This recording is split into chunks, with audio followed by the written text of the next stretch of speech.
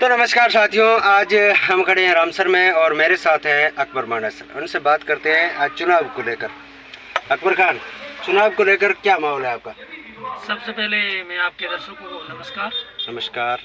चुनाव का माहौल तो ये है इस वक्त हिंदुस्तान में ज़्यादातर इंडियन गठबंधन की ज़्यादा संभावना ये इस हिसाब से आप कह रहे हैं कि इंडियन गठबंधन है उसकी इस बार दबदबा है जी।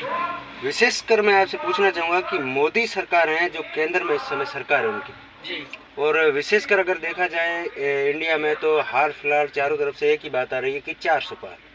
आखिरकार ये 400 पार का नारा क्यों लगा रही है?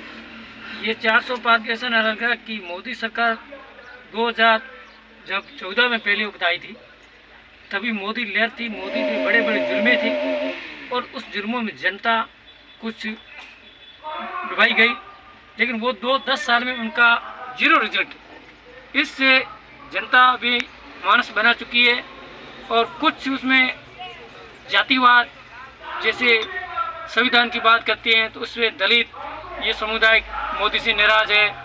गुजरात राजकोट रूपाला का कांड है, इनसे राजपूत वर्ग नाराज है। सब मिलाकर मोदी इस वक्त 400 पार आना बहुत बड़ा मुश्किल है।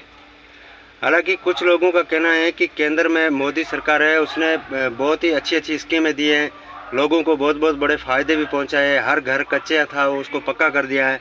ये कहां तक सीमित है और कहां तक सच है?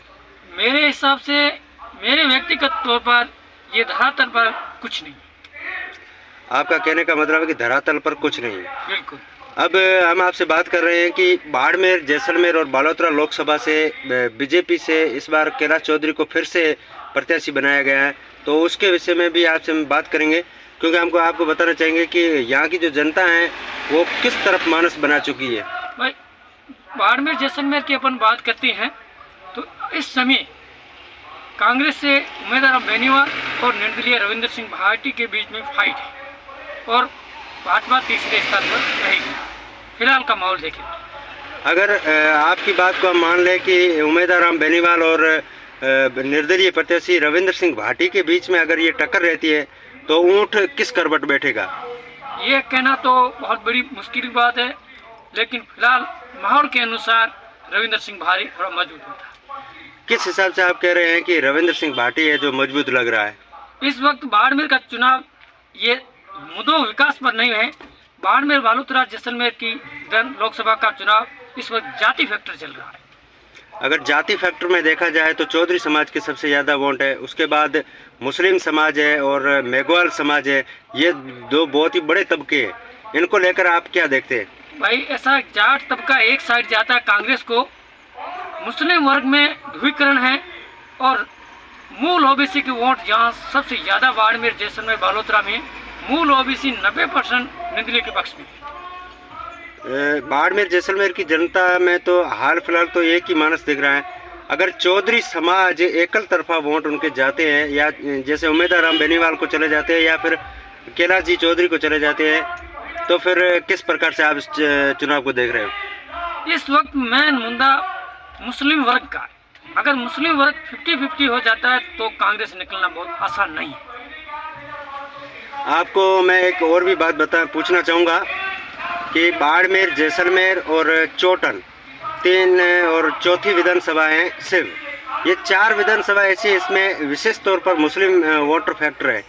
तो इसमें इस बार नाराज़गी को लेकर भी कई मुद्दे उठाए जा रहे हैं कि फलाना फलाना मतलब नेता हैं जो नाराज़ भी हैं। तो उस नाराज़गी को लेकर आप कांग्रेस को कितना नुकसान दिख रहा है आपको? जैसलमेर, चोटन, शिव, ये 3 सीटों पर मुस्लिम वर्ग के नेता कुछ नाराज है, लेकिन वो अंदर घात होने की संभावना है। अगर अंदर घात से अंदर संभावना होती है तो कांग्रेस की बड़ा घातक साबित है।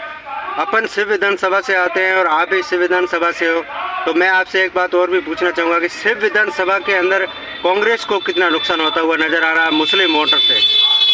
यहाँ कांग्रेस को अनुमान 50% नुकसान है। आपका कहने का मतलब है कि 50% मुसलमानों के वोट वो अदर में जा रहे हैं। बिल्कुल। तो निर्दलीय के पक्ष में जा रहे हैं। निर्दलीय के पक्ष में जा रहे हैं। तो आपको मैं पूछना चाहूँगा कि 7 विधानसभा है, 7 विधानसभा, 3 जिलों की 7 विधानसभा में से आप किसके पक्ष में ज़्यादा देख रहे हो और कौन कौन सी विधानसभा में कौन कौन आगे रह रहा है? मुझे फिलहाल मेरी नज़र के अंदर देखें तो जैसलमेर में रविंद्र सिंह भाटी बड़ी लीड लेते नज़र आ रहा है। सिर्फ से रविंद्र सिंह भाटी लीड लेंगे ठीक है। और चौहटन से भी रविंद्र सिंह भाटी को लीड मिल रही है। ठीक है, बाकी और बची सिवाना 4 से भी विधानसभा। रविंद्र सिंह भाटी को लीड मिल रही है। गुड़ामालान और बायतों में जबरदस्त उम्मीदवार बेनीवाल को लीड मिल रही है, लेकिन पचपदरा और बाड़मेर में कांटे की टक्कर है। इस हिसाब से रविंद्र थोड़ा मजबूत दिखता है।